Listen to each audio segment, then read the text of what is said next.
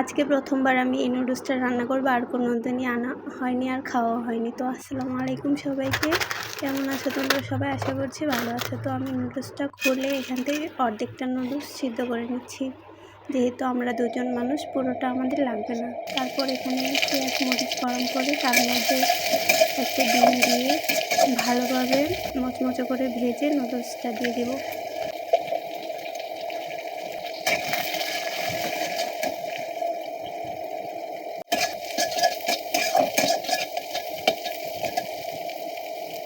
নুডলসটা গরম পানি থেকে তুলে ঠান্ডা পানি দিয়ে ধোয়ার পর খুবই সুন্দর লাগছিল এবং হাতে ধরতে আমার খুবই ভালো লাগছিল। তারপর এখানে একটু মরিচের গুঁড়ো দিয়ে দিলাম আর প্যাকেটের মশলাটা দিয়ে লবণ দিয়ে ভালোভাবে নেড়ে চেড়ে রান্না করে নিলাম।